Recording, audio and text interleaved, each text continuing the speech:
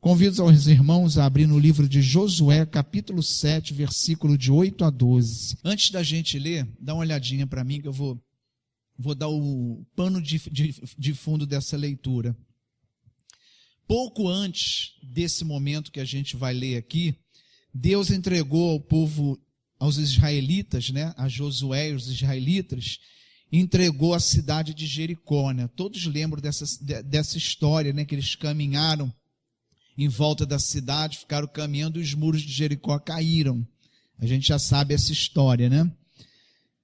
Que no 7º dia, Deus mandou que eles ficassem, que eles andassem, acho que ao redor do muro de Jericó durante 7 dias. No 7º dia, o muro caiu.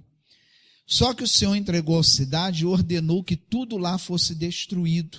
Falou, eu vou entregar a cidade no 7º dia, mas vocês não podem tirar nada daquela cidade. Por quê? Naquela época, quando se destruía uma cidade, você ficava com os despojos. E o povo ia enricando, né? Então o povo vencedor, ele trazia escravos, trazia ouro, tudo que tivesse lá eles traziam, rebanhos. Mas, no caso de Jericó, como que tudo que estava lá era oferta para outros deuses, Deus falou, não traga nada, que tudo seja queimado. Aí teve um israelita que é chamado Acã, né, que resolveu desobedecer.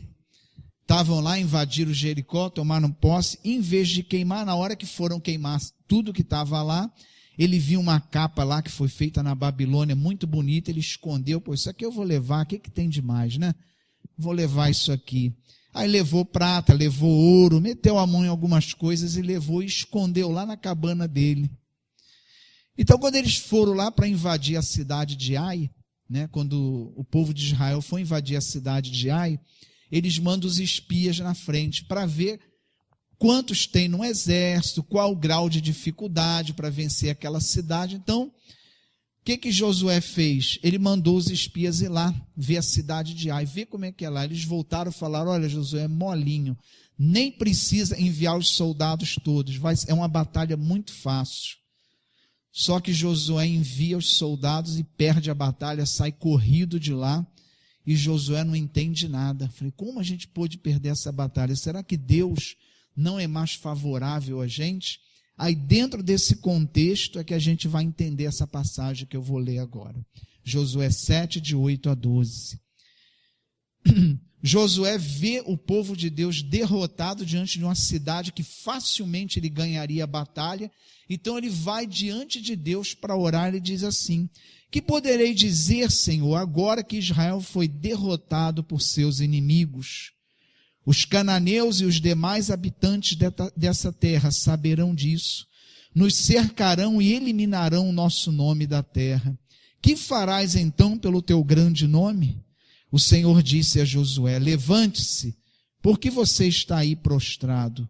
Israel pecou, violou a aliança que eu lhe ordenei, apossou-se de coisas consagradas, roubou-as, escondeu-as e as colocou junto a seus bens. Por isso, os israelitas não conseguem resistir aos inimigos, fogem deles porque se tornaram merecedores da sua destruição. Não estarei mais com você, se não destruírem do meio de vocês o que foi consagrado à destruição. Então ali Josué descobre porque ele não estava ganhando as batalhas. Deus falou, não ganhou, porque eu disse que vocês queimassem tudo, só que vocês guardam despojos que eram para ser queimados. Coisas consagradas que não eram para estar no meio de vocês. E por causa disso, vocês não vencerão. E ele ainda diz, por isso os israelitas não conseguem resistir aos inimigos. Fogem deles porque se tornaram merecedores de destruição. Olha a gravidade, né? Com certeza, esse abençoado Acã, né, achou que não, isso aí é um problema meu, eu peguei, é para mim.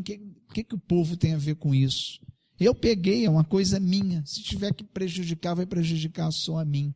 Mas ele conseguiu prejudicar todo o povo de Israel, né? E a gente entende com isso, irmãos, é que quando nós vivemos em comunhão, ou em comunidade, ou em família, que é o caso que a gente está tratando hoje, temos que ter a consciência de que a nossa vida pessoal é um fator decisivo para o grupo. Eu tenho colocado isso aqui em outras pregações, que a nossa vida pessoal, ela interfere diretamente na vida familiar. Uma vez que pertencemos a um grupo, e sobretudo família, as nossas atitudes, elas têm implicações sobre a família. Deus chama a santidade aqueles que são aliançados com Ele. E o chamado é que o seu povo se consagre. Nós somos separados. Por que nós somos separados? Porque Deus, ele não pode se aliançar com quem vive em pecado.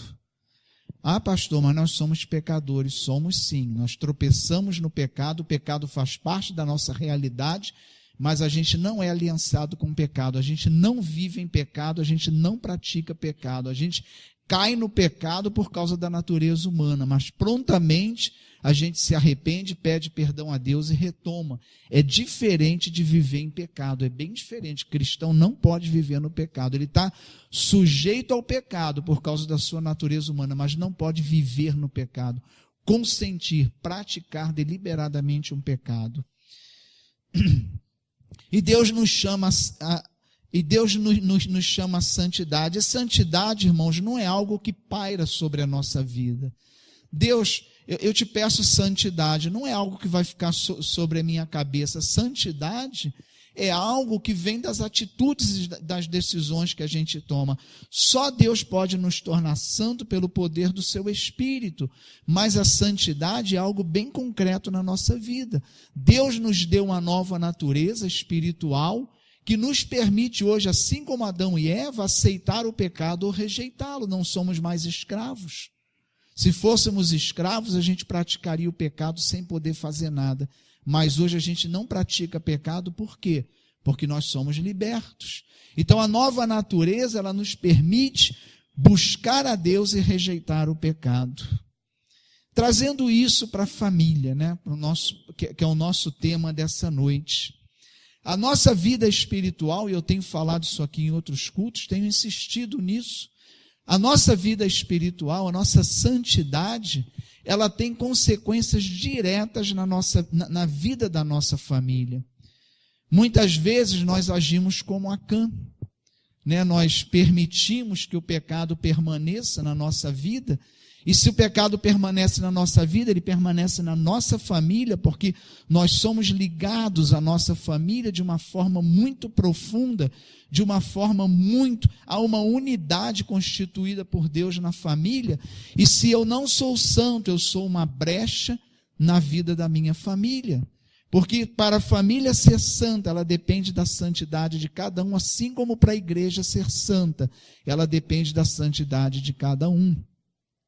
A igreja não é santa na sua estrutura, como o templo, ela é santa pela sua igreja viva. Eu já disse aqui em outro culto, a igreja pede, nós precisamos de um reavivamento, mas reavivamento não é algo que cai do céu, é algo que nasce na igreja através dos seus membros. Quando nós buscamos uma vida de oração, de santidade, a igreja vai sofrer um reavivamento, mas que nasce do individual para a igreja, para o coletivo, é algo que vem de nós para o corpo de Cristo, não é algo que cai do céu, simplesmente caiu em Pentecostes, porque foi quando foi derramado o Espírito, mas o Espírito hoje já está em nós, ele habita em nós, então a santidade, ela vem de dentro de nós, através do poder do Espírito Santo, e muitas vezes nós agimos como Acã. Esquecemos que se vivemos em família, nós somos corresponsáveis por tudo que acontece com a nossa família. Qualquer grupo no qual a gente pertença, nós somos corresponsáveis. Se o grupo vai bem, se o grupo vai mal, nós somos parte do grupo, então nós somos corresponsáveis por tudo que ali acontece. Na nossa família não é diferente. Se estamos falando de santidade na família, nós somos corresponsáveis pela santidade da nossa família. Se eu sou o único convertido na minha casa, eu vou ser o único canal de bênção dentro da minha casa. Se eu sou o único que peco, que não vivo em santidade na minha casa, eu vou ser a única brecha que a minha família tem para ser santa, para atingir a santidade da minha família. Então, isso é muito sério, isso é algo que nós devemos tratar com muita seriedade, porque todos nós queremos uma vida abençoada. Senhor, abençoa a minha família. Quem não quer ter a família abençoada? mas Deus ele abençoa quando ele é o Senhor. Quer ter uma vida abençoada? Deixa Deus ser o Senhor da sua vida, deixa Cristo ser o Senhor da sua vida, que com certeza todo aquele no qual Deus é o Senhor, ele vai ser abençoado. Toda família que Deus for o Senhor vai ser uma família abençoada. Todo aquele que Deus é o Senhor da sua vida vai ter uma vida abençoada. Mas é preciso que Deus seja o Senhor. Se Deus não for o Senhor, como nós vamos ser abençoados? E muitas vezes a gente cai no erro: Senhor, abençoa a minha vida, mas Ele é o Senhor da sua vida? Abençoa a minha família, Ele é o Senhor da minha família? Ele precisa ser o Senhor para que Ele abençoe, precisa estar tudo nas mãos dEle para que nós sejamos abençoados. E a nossa família não é diferente. E Deus espera de nós santidade e obediência de quem é seu servo. Deus ele não pede uma santidade de quem vive no mundo, não vai pedir isso. Quem não nasceu de novo, quem não nasceu espiritualmente, não tem como ser santo. Quando Deus pede santidade, Ele pede àqueles que são seus, porque só quem nasceu de novo pelo poder do Espírito pode ser santo. A santidade, ela não vem da nossa natureza humana, mas a santidade, ela vem do poder do Espírito que habita em nós. Então é de nós que Deus espera a santidade, não do ímpio, não daquele que está fora da igreja, mas a santidade é um assunto para as famílias cristãs, para o povo de Deus. E trazendo esse texto para a vida familiar, a gente se pergunta nessa noite, quais os despojos, que nós temos trazido para dentro da nossa família, seja vindo de nós mesmos, da nossa natureza humana ou do mundo. Há duas fontes de despojos, que pode tirar a bênção da nossa família. Uma fonte é o mundo e outra fonte está dentro de nós mesmos, que é quando a gente age pela carne, a nossa natureza humana decaída, que Paulo diz, crucifica a carne, viva pelo Espírito, porque da carne não vem nada que agrade a Deus. Então essas são as duas fontes de despojos, que entram dentro da nossa casa, como entrou dentro aqui do arraial cristão, e eles foram vítimas diante dos inimigos, e Deus falou, vocês fraquejarão diante de todos os inimigos, porque vocês são merecedores de morte. E a gente precisa ter cuidado para não trazer despojos para dentro da nossa família, que vão nos tornar merecedores de algo ruim para a nossa família. Amados irmãos, muitas pessoas dizem, olha lá, saiu da presença de Deus e foi castigado. Deus não castiga. A questão é que quando a gente sai debaixo da mão de Deus, a gente está sujeito a tudo. E a pessoa diz, olá, abandonou a Deus. Não, Deus não castiga. Mas aquele que não está debaixo da mão de Deus está se expondo a todo tipo de coisa que pode acontecer, porque a gente está à mercê da nossa própria sorte. Não há uma mão de Deus sobre a nossa vida, e Deus é fiel para manter a mão dele sobre a nossa família e a nossa vida, se nós somos fiéis a Deus. Então, alguns despojos essa noite eu quero tratar com a igreja, que pode, assim como Acã, foi uma atitude individual de Acã, mas que veio a prejudicar toda a família. E eu quero tratar de alguns despojos nessa noite, que podem vir a prejudicar a nossa família. O primeiro despojo, ele vem de nós mesmos, que é o egoísmo. É um despojo que realmente pode ser problemático para a nossa família. O egoísmo, irmãos, é a falta de amor. Aquele que não tem amor é egoísta. Pastor, mas o egoísta não é aquele que ama a si mesmo? Não, porque o egoísmo destrói a pessoa que é egoísta. Então não é uma questão de amor a si mesmo, é questão de uma doença, de um pecado. Porque aquele que é egoísta, ele não é feliz. Aquele que é egoísta, ele não vive bem nem com aquele mesmo e com ninguém. Então o egoísmo é um pecado, e o egoísmo ele vem da natureza humana decaída, e que é um despojo que pode estar agindo dentro da nossa família através da nossa vida. E como isso acontece? Quando a gente não manifesta o amor ágape de Deus em nossa vida. Porque como a gente pode sair da condição de egoísmo quando a gente pratica o amor? O único sentimento que é capaz de romper com o egoísmo é o amor. Não tem nada nesse mundo que possa acabar com o egoísmo. Só o amor tem poder para destruir o egoísmo. E a gente precisa ter cuidado com isso, porque não há um campo amistoso.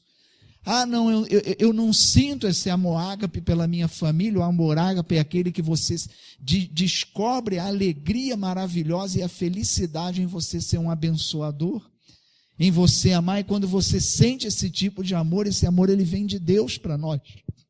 Não é um amor que está na nossa natureza. O amor que está na natureza humana é o eros, que é um amor relacionado à vida sexual, do casal casado, claro, né, dentro de uma visão cristã, e o amor fraternal também, mas o amor ágape é um amor dado por Deus, não está em nós, na nossa natureza. É aquele amor que você ama incondicionalmente. Por que é incondicional? Porque você, no ato de amar, já se sente tão realizado, tão feliz, que você não sente a menor necessidade de ser retribuído. E esse amor ele é dado por Deus, e nós precisamos pedir esse amor a Deus para a nossa convivência familiar. Porque, amados irmãos, um grande veneno dentro das famílias hoje tem sido o egoísmo. Pessoas que chegam em gabinete com a família em crise, porque cada um está se queixando, porque está olhando a sua perspectiva, os seus projetos, as suas expectativas que a família não está atendendo, ou seu cônjuge não está atendendo, ou seus filhos não estão atendendo, ou seus pais não estão atendendo. E quando a crise ela se estabelece na família, porque cada um está reivindicando as suas expectativas, a gente tem uma nítida e clara presença de egoísmo. Porque não há esse desejo da gente abrir mão de nós mesmos para estar abençoando a nossa família, os nossos familiares. E a gente precisa ter o cuidado com isso. Como tem sido a minha vida familiar? Será que eu tenho gasto meu tempo com a minha família voltado para as minhas expectativas, para o meu cônjuge, minhas expectativas em relação ao meu filho, ao meu cônjuge, as minhas expectativas em relação a toda a minha família? Ou será que eu tenho me esvaziado dessas expectativas e tenho buscado atender a expectativa da minha família, olhado para as necessidades da minha família? Será que eu tenho sido mais abençoador ou tenho buscado ser mais abençoado do que abençoar? Gente, essa linha ela é muito tênue, a gente nem percebe. Muitas vezes, sem querer, a gente se descobre na condição de egoísta. Quando a gente começa a falar, pastor, está difícil a minha vida familiar, porque não estão fazendo isso, eu queria isso, não acontece, e eu fiz isso e não corresponderam, e a palavra eu vem acompanhando todas as queixas. Isso não é raro, irmãos, e nem dentro de família cristã não é raro. Raramente, quando a gente está despojado do eu, né? E o amor ágape é isso, quando eu tenho o desejo, me sinto feliz em estar atento às necessidades da minha família, seja meu pai, minha esposa, meu marido, meus filhos, e procurando ser um abençoador na vida deles, olhando um pouco menos para mim mesmo, para olhar um pouco mais para eles. Dificilmente você vai ter crises, você vai ter decepções em relação à sua família. Dificilmente. Porque as nossas expectativas não estão neles. Nós temos que depositar toda a nossa expectativa em Deus e pedir: Senhor, me faz um abençoador da minha família, que eu sinta a alegria, que eu me sinta plenamente retribuído, recompensado, e que eu me sinta totalmente preenchido no ato de amar e de cuidar. Pede a Deus esse sentimento e Ele vai te dar. E só esse sentimento ele pode vencer o egoísmo, porque o egoísmo ele tira a nossa santidade, porque egoísmo é pecado. Todo egoísmo é pecado e ele tira a nossa santidade. Pastor, mas é uma coisa minha família não tem nada a ver com isso. Para a nossa família ser santa e ser abençoada, a minha santidade também é fundamental para a realidade da minha família. Porque ainda que todos na minha casa sejam santos, se eu não sou, eu sou uma brecha para entrar todo tipo, de acontecimento de investida do maligno.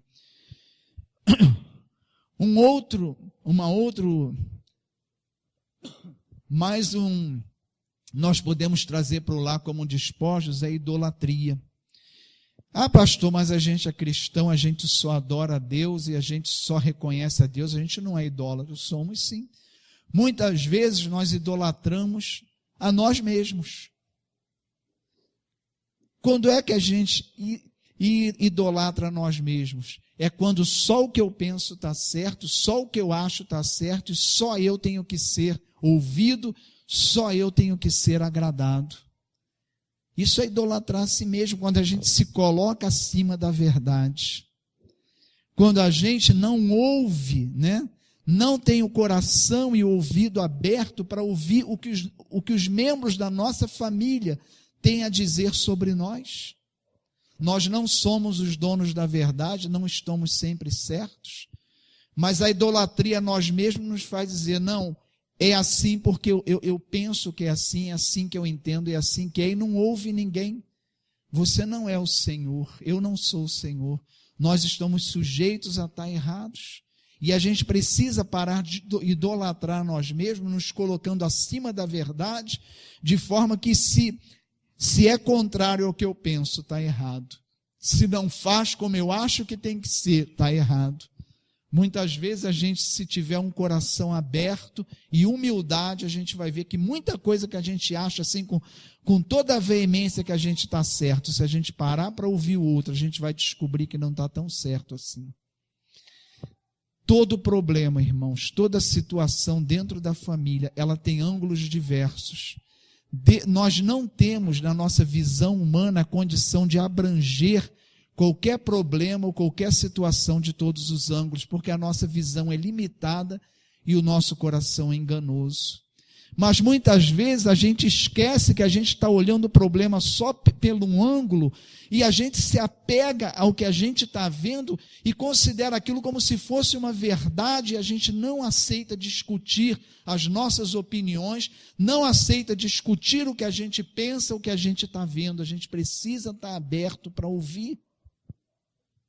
Muitos conflitos familiares, irmãos, acontecem porque os membros da família não se ouvem. Porque cada um está tão certo da sua verdade que nem deixa o outro falar. Não interessa ouvir o que o outro está dizendo, se sou eu que estou certo, para que eu vou ouvir o que ele está dizendo? E se ele fala alto, eu vou falar mais alto, porque ele tem que ouvir o que eu estou falando, porque sou eu que estou certo.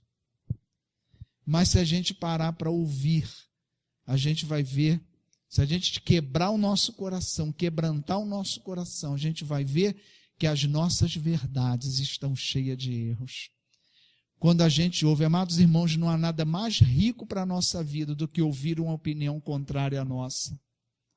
Quer crescer, quer encarar o problema de todos os ângulos, escuta aquele que não concorda com você. Porque só ouvir quem concorda com o que você está dizendo não faz você crescer, não faz você enxergar o problema de todos os ângulos. Não está te ajudando em nada. Quem vai te ajudar é aquele que confronta a tua opinião para que você veja algo que você não está vendo. E a gente precisa, irmãos, no momento de conflito familiar, não há solução se não houver diálogo. Claro que esse diálogo não vai poder ser levantado no momento que os ânimos estão acirrados. Não vai. Isso não vai acontecer. Mas no momento que acalmou, né? Não adianta você, no momento que o ânimo está acirrado, querer chegar a um denominador comum. Não vai chegar, porque os dois estão falando, um não ouviu o outro, ninguém escutou ninguém, nada vai ser resolvido. É preciso que no momento que acalmar, um ouvir o outro, para que você, puxa vida, eu não tinha, mas se você tiver o coração fechado, não adianta você ouvir, porque não vai mudar nada. A gente tem que ouvir com o coração aberto. Deixa eu enxergar, deixa eu ver como é que ela está enxergando esse problema. Se ela está discordando, ou ele está discordando, é porque está vendo de um outro ângulo que eu não estou vendo. Por isso, né, que até os ímpios, né, têm esse ditado, os sábios ouvem, né, os tolos falam. Não há riqueza maior do que o ouvir. E a gente precisa, irmãos, ter o coração aberto para ouvir. Quantos conflitos familiares seriam evitados se a gente se ouvisse, se a gente dialogasse? Né? Falar alto não dá razão a ninguém. Ninguém passa a ter razão porque está falando mais alto. Isso não existe. Você pode berrar para os vizinhos ouvir. Se você estiver errado, você vai continuar errado. Seus gritos não vão fazer você estar certo. Você pode até prevalecer, mas não vai estar certo. E a gente precisa ter o interesse de estar certo. O que vale é a verdade, não é o que a gente pensa. O que vai abençoar a nossa família é a verdade, não a nossa opinião. É a verdade que abençoa. Um outro despojo que a gente pode trazer para dentro do nosso lar é a impureza do mundo, irmãos. E como isso é trazido para dentro do nosso lar? Isso é um ponto que eu tenho batido muito aqui. Né? Cristão que lê horóscopo, pelo amor de Deus, né? Isso não é de Deus, gente. Não traz isso para dentro da sua casa. Não pensa que isso é uma coisinha inocente, não. É despojo que você está trazendo que desagrada a Deus e pode prejudicar a sua família, prejudicar a santidade da sua família. E família que não é abençoada, ela pode se prejudicar seriamente. Mais coisas, CD pirata, gatonete, tenho falado sempre nisso. Cristão não pode ter nenhum tipo de gato na sua casa, pelo amor de Deus. Ah, pastor, mas a conta está um absurdo. Não justifica. De jeito nenhum. Essas coisas são despojos que vão afetar. Né? O povo de Deus aqui foi para uma batalha fácil de ganhar e caiu. Gente, quantas batalhas nós temos no dia a dia da nossa vida familiar. E às vezes a gente fica emperrado nessas batalhas, pô, parece que essas coisas não estão resolvendo. Eu oro e não resolve. Dá uma olhada se não tem um despojo dentro da sua casa. Algo que Deus não concorda e você está guardando na sua casa. Objetos aos quais são atribuídos poderes. Corre disso, tem igreja oferecendo rosa ungida, sei lá das quantas. Gente, isso não é de Deus. Não há poder em coisas, o poder está em Deus. O poder está em Deus, não nas coisas. Eu repito uma coisa que eu ouvi aqui, que eu fiquei tão alarmado que eu nunca mais esqueci. Ouvi no rádio, olha, vem um sábado na igreja que nós picamos o lençol do bispo, sei lá das quantas, e vai distribuir os pedacinhos para que a sua vida sexual seja maravilhosa. Pelo amor de Deus, o que tem nesse pedaço de lençol? Eu tenho até medo de pensar. O que vem nesse pedaço de lençol? Gente, isso aí é despojo. Apesar de vir da igreja, isso não tem nada de bíblico. Não há poder em coisas, o poder está em Deus. A gente tem que ter muito cuidado com isso. Aqui na Igreja Cristã de Nova Vida, nós abençoamos com óleo, mas eu sempre deixo muito claro, não há poder nesse óleo.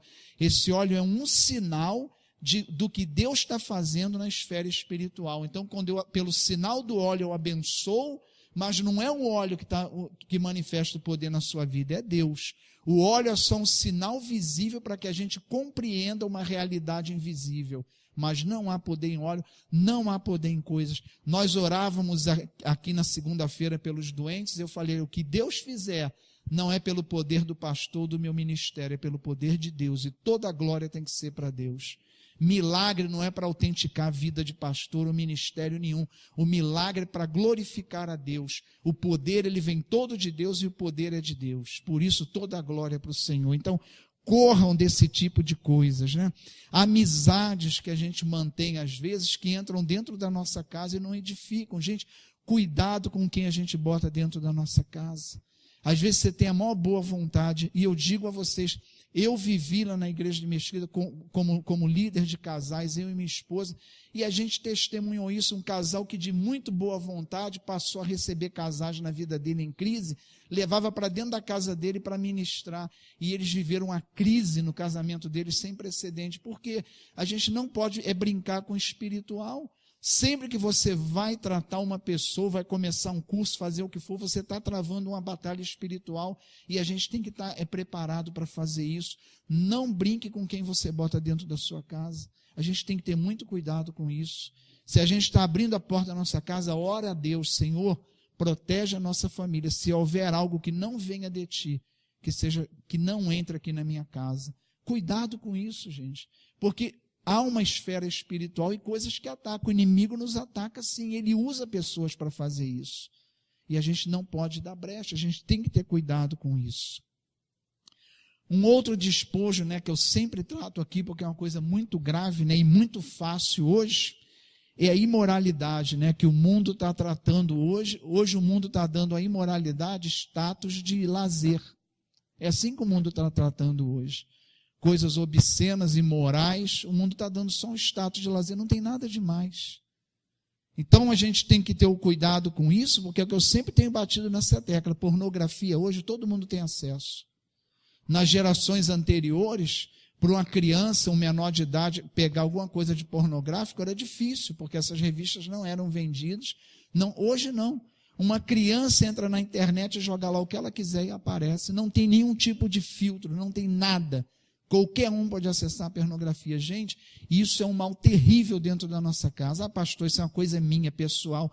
É despojo dentro da sua casa e Deus não vai se agradar disso. Você pode estar tirando a bênção da sua casa por causa disso. Não deixe isso entrar na sua vida. Amados irmãos, isso é um mal que está dentro da igreja. Existem cristãos viciados em pornografia. A gente precisa ter cuidado com isso. Eu repito aqui o que eu ouvi de uma psicóloga na televisão. Ela falou, olha, eu trato. E a pornografia é um vício tão difícil de tirar quanto da cocaína. A pessoa não consegue sair sozinha, ela precisa de ajuda. É um mal terrível que agrava pela facilidade que você tem em acessar. Cuidado com isso, não brinca com isso, porque isso é muito sério. E é um despojo, a gente vai orar, aí vai vir uma batalha para a sua família. Gente, olha o que está acontecendo, vamos orar, e vai orar, e Deus vai dizer a você o que disse aqui a Josué. Mas falou, olha, você vai perder essa batalha, porque dentro da sua casa tem algo que eu não aceito. E se você não tirar isso da sua casa, você vai perecer. Deus vai fazer o mesmo com a gente. Porque Deus, Ele só abençoa quando Ele é o Senhor da nossa vida. Deus não é aquele que está numa prateleira, eu preciso de bênção nisso. Senhor, por favor, abençoa aqui. Aí eu vou fazendo o que eu quero na minha vida. E um problema, Senhor, aqui, abençoa. Tem gente que faz isso com a vida cristã.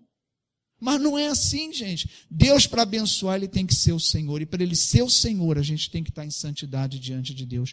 Cuidado com o que a gente traz para dentro da nossa casa. Comportamento contra testemunho, isso é outra coisa terrível. A gente precisa, como cristão, ter cuidado com as festas que a gente faz. Contra testemunho. Ah, pastor, eu sou cristão, mas acontece eu fazer uma festa lá em casa, mas acontece que a minha família não é cristã, eles bebem, então eu vou botar bebida. Eu não vou beber, pastor, eu sou cristão, mas eu tenho que botar bebida porque a família bebe. Gente, na minha casa não entra. Eu tenho parentes que gostam de uma cerveja, vem na minha casa, sabe que não tem, porque eu não vou botar cerveja na minha casa. Porque a gente não pode dar esse contra-testemunho. Claro, eu não vou deixar de frequentar a casa da minha família porque eles bebem, aí a gente tem que frequentar. Você não vai deixar, a gente não pode deixar de lado as nossas famílias porque somos cristãos. Seja qual for a crença dele ou as práticas dele, a nossa família e nosso familiar. Nós temos por obrigação de estar presente na festa da nossa família e dos nossos familiares. Mas lá na casa deles, na nossa casa, a gente não pode dar esse contra-testemunho. Olha como é que a gente se comporta. Amados irmãos, nós somos cristãos e a vida do cristão, nós somos testemunha e discípulos. E isso não é só pelo que a gente fala, é pelo que a gente faz. E a gente precisa honrar o nome do Senhor aonde a gente estiver. Fala, não, eu sou cristão e a minha vida tem que mostrar isso. Um despojo é um contra-testemunhos, as roupas que nós usamos, o nosso linguajar. Né? Às vezes os vizinhos, ou seja lá quem for, chega domingo, sai a família toda, a Bíblia debaixo do braço, todo mundo assim, aquele andar cristão, né? Todo durinho. E durante a semana é palavrão, gritaria, brigas violentas. O cara, gente, pelo amor de Deus, quem é que está morando aí? Não é aquela família que eu vi sair domingo para a igreja, né? Tem até uma música aí que eu vi tocando no rádio gospel, né? A criança falando que queria ir com a família para a igreja para morar lá, que lá o pai dele era tão bonzinho em casa, pelo amor de Deus. Aí a letra da música, eu não lembro da música, mas a letra fala assim, mãe, vamos para a igreja, acho que morar lá, porque lá meu pai é assim, assim, assim. Então ele tinha o horror do pai dele dentro de casa, mas o pai dele na igreja, ele ficava maravilhado com o pai. E a gente não pode ser contra-testemunho, ser algo que desagrada a Deus. Nós temos que pedir a Deus para ser verdadeiramente transformados. Para a nossa vida cristã não ser algo de bater cartão na igreja, mas ser uma verdade. Pedir a Deus, me transforma, né? Hoje, aqui no louvor, a gente cantou, mata a minha natureza humana, Senhor. A gente tem que pedir isso a Deus, mata a natureza humana, para que a gente seja um cristão autêntico, seja cristão de verdade. Tudo isso, irmãos, é alcançado por uma vida espiritual. A gente não vai conseguir isso pela nossa natureza humana, porque a nossa natureza humana não faz nada que agrade a Deus, só peca. Isso é conseguido como? Pela natureza espiritual, pela nova natureza que Deus fez nascer em nós. E como isso é alcançado? Com oração, leitura da palavra e comunhão dos santos, com as práticas cristãs, com uma vida cristã. É assim que a gente alimenta o nosso espírito, para que a gente possa viver realmente a palavra de Deus. Quer ver como isso vai funcionar na família? Vamos abrir em Gálatas 5, 22 e 23, uma passagem muito conhecida. Vou dar só uma pincelada, só para você entender na prática o que é viver pelo Espírito e não trazer despojos para dentro da nossa casa. Amém? Diz assim: mas o fruto do Espírito é amor, alegria, paz, paciência, amabilidade, bondade, fidelidade, mansidão, domínio próprio. Contra essas coisas não há lei. Está aí a receita, gente. Se a gente buscar uma vida cristã autêntica, se nós formos homens e mulheres de oração, homens e mulheres da palavra, homens e mulheres que vivem na comunhão dos santos, porque não há vida espiritual fora da igreja. A gente precisa estar no corpo para que a gente possa viver uma vida espiritual sadia. Se a gente fizer isso, o Espírito, o fruto do Espírito vai se manifestar em nós e essas coisas vão naturalmente se manifestar em nós. O fruto do Espírito manifestado com amor, como eu falei, o amor ágape. Só quando vivemos pelo Espírito que a gente pode focar mais no abençoar do que ser abençoado. Quando a gente está olhando mais para o que a gente quer receber, é a carne que está falando. Mas quando a gente está mais preocupado no que eu posso fazer pela minha família, como eu posso abençoar, é o Espírito que está agindo em nós, é fruto do Espírito em nós. Paz. Nosso lar tem que ser um lugar de paz. E essa paz, ela só vem com a vida submissa a Deus. A paz, ela consiste no quê? Em você descansar sabendo que Jesus está cuidando de tudo. Essa é a paz que excede todo o entendimento, é aquela certeza de que a mão de Deus está sobre a sua vida e que você não tem que temer nada. Mesmo quando a onda se levantar, você sabe que o poder de Deus está te guardando. A certeza da presença do Senhor, que é tudo em nossa vida, nos pode trazer uma paz consistente. Essa paz, ela não vai se abalar com as circunstâncias, porque ela está fincada naquele que é fiel e permanente em nossa vida. O poder de Deus, ele não oscila junto com as tempestades da nossa vida, ele é poderoso e constante. Então, seja momento de alegria, seja momento de luta, a força do Senhor, a paz do Senhor na minha vida é uma constante. Então nós temos que desejar isso para nós. Paciência, nosso lar é um lugar onde existe paciência, fruto do Espírito. Se nós vivemos pelo Espírito, nós vamos ser pacientes. Amados irmãos, quer ser paciente? Se você pedir a Deus para ser paciente, Ele vai te botar em situações para treinar a tua paciência. Não tem outra forma de desenvolver esse fruto do Espírito, no particular paciência. A melhor maneira de desenvolver é ser exigida a paciência de você. Se você não vive uma situação que não exige paciência, você não vai desenvolver esse fruto do Espírito, que é a paciência. A palavra fruto é singular, porque todas essas coisas formam um único fruto. Mas às vezes umas são mais desenvolvidas em nossa vida e outras menos. A paciência, para ser desenvolvida, ela precisa ser praticada. Como tem sido a nossa paciência com a nossa família? Com as pessoas dentro da nossa casa. Será que eu sou um estopim que qualquer coisa, pum! As pessoas têm medo, de chegar. Como é que será que ele está hoje, Ih, será que eu vou falar isso hoje? Como é que ele está? Como é que é? Nós somos, irmãos, sujeitos. Deus tem maior paciência com os nossos erros. Nós somos imperfeitos e todo imperfeito erra. Mas será que dentro da nossa casa a gente tem paciência com a imperfeição um do outro? Ou a gente exige perfeição dos outros, mesmo sabendo que nós somos imperfeitos? A paciência, ela é exercida no ouvir, a paciência é exercida no compreender as limitações do outro e as dificuldades, né? Às vezes algo que a gente é muito bom, mas o outro não é. E a pessoa se aborrece porque não vê porque a pessoa não pode fazer como eu estou fazendo. Não pode porque ela não tem a habilidade que você tem. Os dons são diferentes, as capacidades são diferentes e precisamos ser pacientes. Se você bota seu carro numa garagem de uma vez só e sua esposa dá 10 manobras para botar na mesma garagem, você não tem que se aborrecer com isso. São habilidades diferentes. Nós não somos iguais. Homem e mulher têm muitas coisas diferentes que a gente tem que compreender. Eu vou trazer uma pregação aqui no culto da família só tratando das diferenças entre homem e mulher. Vocês vão ficar abismados. E isso causa briga entre casais porque desconhece que não é um defeito, é uma diferença. Eu já citei algumas aqui por acaso, mas são muitas diferenças. Então, amados irmãos, a paciência é exercida assim, nas diferenças.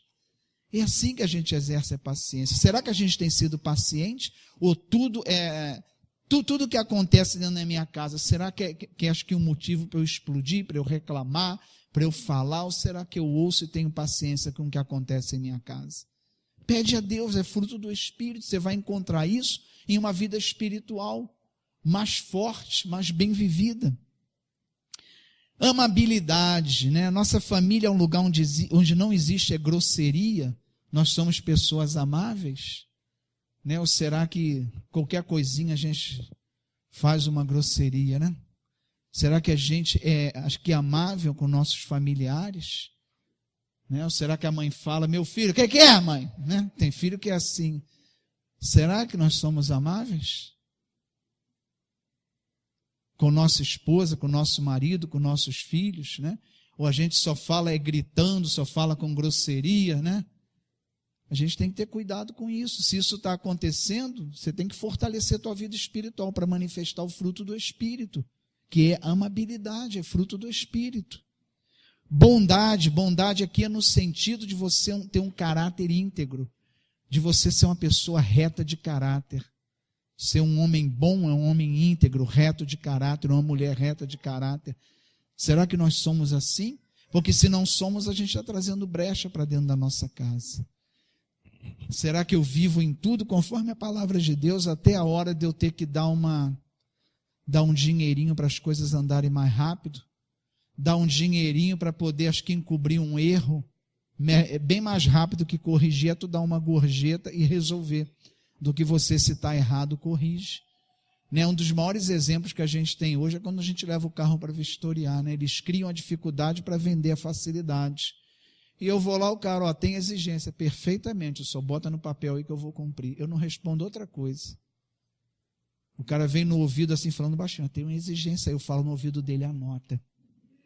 Não dou.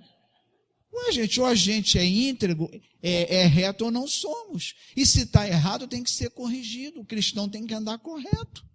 Se há algo errado, a gente tem que corrigir. Não adianta a gente vender uma falsa bondade, no sentido de ser reto e íntegro, porque Deus está vendo. E a questão do despojo é algo que é aos olhos de Deus. Acã lhe trouxe o despojo e ninguém viu, mas Deus viu. E fez toda a diferença, porque foi Deus que viu. E se a gente, às vezes, lá, ninguém viu, tá eu e o cara aqui, não, esse quentinho aí, vamos deixar isso passar. Ninguém viu, Deus viu.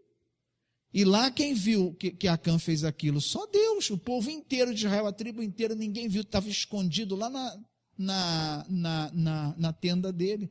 Mas o problema é que não tem nada oculto aos olhos de Deus. E se é Deus o abençoador, é a única pessoa que não pode ver justamente quem vê tudo. Então a gente tem que ser reto, irmãos. Pedir a Deus para a gente ser bom no sentido de ser íntegro. Retidão moral. O cristão tem que ter retidão moral. A nossa palavra tem que valer. Se a gente falou, a gente faz, né? A gente não tem que ser... Infelizmente, hoje é assim, né? Antigamente, se alguém dissesse, vou te pagar tal dia, era suficiente. Hoje, você tem que assinar uma quantidade de papel desse tamanho, trazer um monte de fiador, botar a tua casa num negócio para garantir, porque ninguém acredita em mais ninguém. Não há palavra hoje, a palavra hoje não está valendo nada, mas a palavra do cristão tem que valer, porque ele é reto. E isso é despojo, gente, é despojo. A gente tem que pedir que o Espírito manifeste o fruto em nossa vida. Fidelidade, né? Nós somos tão confiáveis como Deus. Quando fala em fidelidade, a pessoa pensa logo em traição. Infidelidade não é só traição, não. É tudo aquilo que você faz por debaixo dos panos que vai prejudicar a sua família. Eu já conheci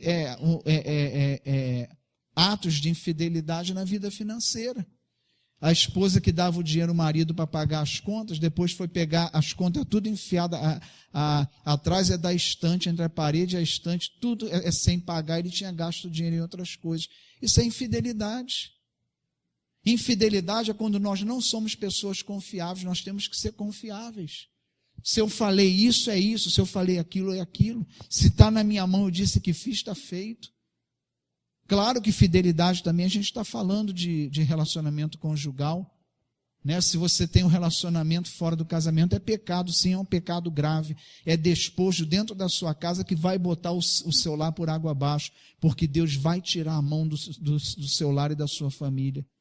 Não há nada que justifique traição, nada que justifique, é pecado e é pecado grave, e a infidelidade ela começa quando você permite um relacionamento que o seu cônjuge não poderia ver. Eu já falei isso aqui, estou repetindo. Ah, pastor, eu nunca traí minha mulher, mas você tem algum relacionamento no seu trabalho que se a sua esposa, acho que chegar, tu vai levar aquele susto e vai ter que agir diferente? Isso já é se tornar uma pessoa que não é confiável. Não é confiável. Eu trabalhei numa empresa, já disse isso aqui, que a empresa sugeriu de na festa de fim de ano deixar trazer as esposas e os maridos. Foi um pânico. Não, pelo amor de Deus, porque eles mantinham relacionamentos na igreja, se a esposa estivesse ali ia ser um problema, ou vice-versa. Onde é que está o ser confiável? E fidelidade é você ser confiável. Ter uma vida previsível para o seu cônjuge, os filhos falar, mãe, eu estou em tal lugar, e está mesmo naquele lugar, não está em outro lugar não. Mãe, meu filho, você errou, fez isso? Fiz, mãe, eu errei, cometi esse erro. Filho, você estava em tal lugar? Não, mãe, não estava, eu fiz isso. Ser confiável. Não pense que você saiu vitorioso se você enganou. Tinha aquele quadro no Zorra Total que ela falava, contornei, né? Ela chegava de madrugada, o marido soltava os bichos, ela inventava aquela história toda, e quando convencia o marido, ela contornei. Você não contorna diante de Deus, não. Não pensa que se você conseguiu esconder da família, você saiu vitorioso. Deus está vendo. E Deus é que é a fonte de bênção. E se você fez diante de Deus, você está tirando a bênção da sua casa, é despojo. Pede, mantenha uma vida espiritual sadia para que o fruto do Espírito se manifeste também na sua fidelidade, você ser uma pessoa confiável, né? A sua família saber onde você está, né? Eu, quando digo aonde eu estou, minha esposa sabe que eu estou mesmo lá. Minha vida é previsível, minha esposa sabe onde eu estou, onde eu fui. Eu tenho esse hábito, eu falo, não escondo nada. Ela sabe, uma vez para você ver, e com ela é a mesma coisa. Uma vez ela me ligou e falou, amor, eu vou sair com as amigas minhas, aniversário de uma colega de trabalho, a gente vai para uma pizzaria. Aí você vê como é que são as coisas. Veio um abençoado lá que nos conhecia, bateu a foto e enviou para mim, olha só. A maldade. Aí eu respondi, não, querido, ela está comendo pizza, que é aniversário da fulana, deixei ele com a cara desse tamanho, porque não tem. A minha esposa é confiável, eu sou confiável para ela, isso é fruto do Espírito.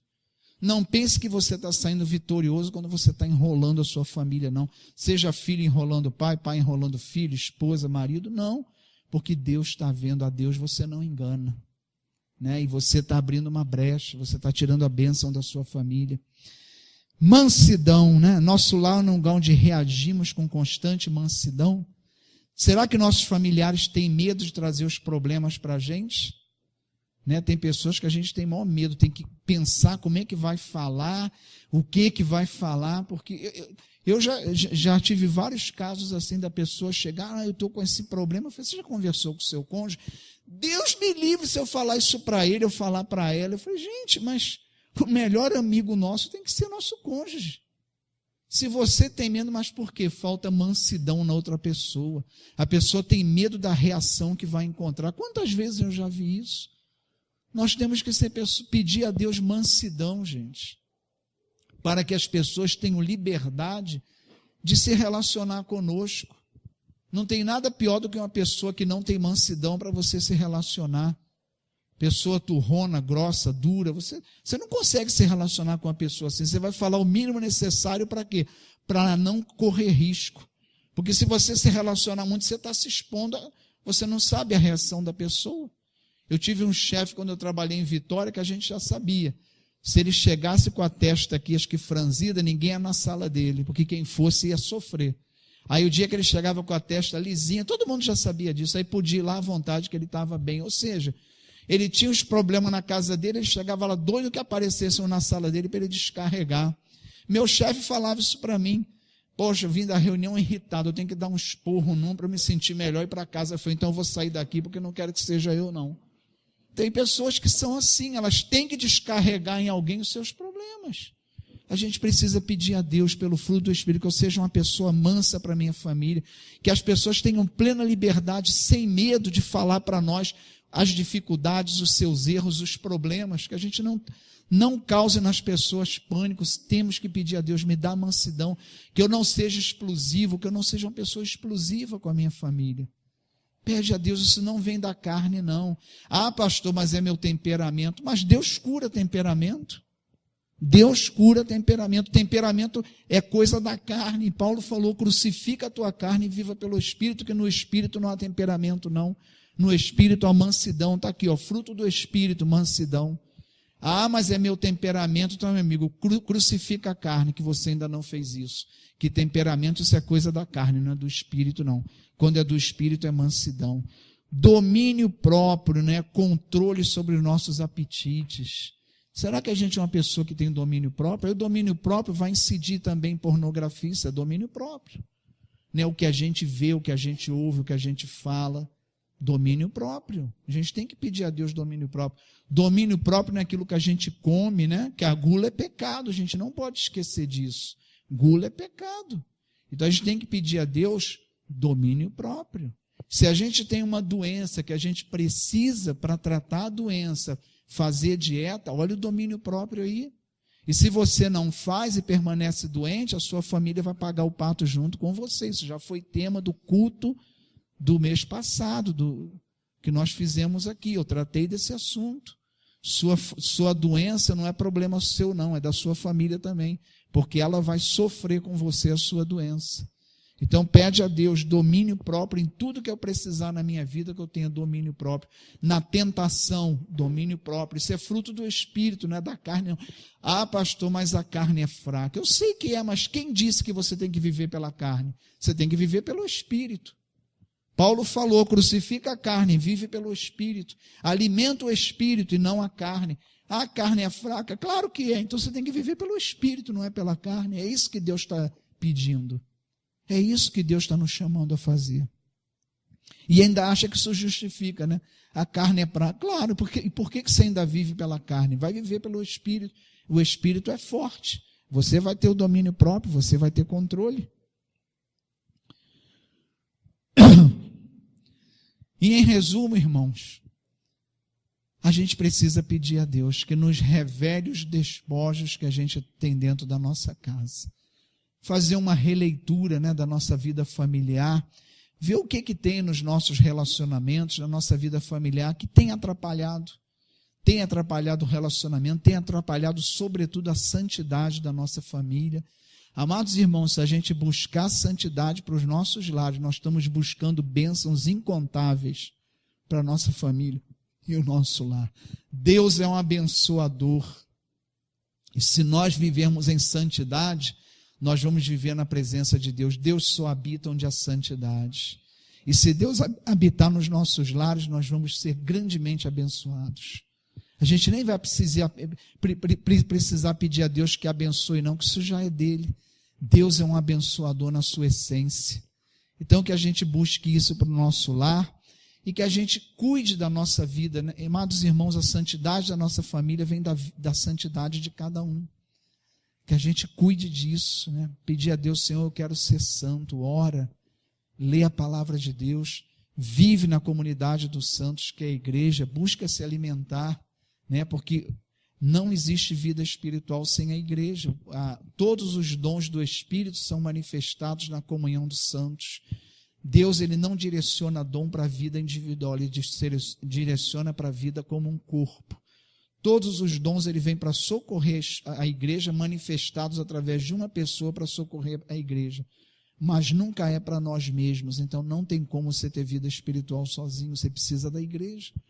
Busca a vida espiritual, alimenta o espírito e mata a sua carne, como nós cantamos, louvamos aqui hoje, mata a carne e viva pelo espírito. E assim, amados irmãos, nós vamos ver o fruto do espírito se manifestar em nossa vida. E tudo mais, irmãos, vocês vão ver que maravilha vai se transformar a sua vida familiar. Quantas contendas desnecessárias vão ficar para trás. Amém, igreja? Glória a Deus. Vamos orar. Amado Deus, nós te louvamos e agradecemos pela tua palavra. E nós te pedimos, Senhor, que ela seja manifestada em nossa vida como fruto do teu Espírito em nós, Senhor. Nos ajuda a matar a carne, Senhor, e a vivermos pelo teu Espírito, Senhor. Abençoa as nossas famílias com a tua presença, Senhor. Quebranta os nossos corações para que nós busquemos a santificação, para que tu enchas a nossa vida e a nossa família, de modo que a nossa vida seja plenamente abençoada.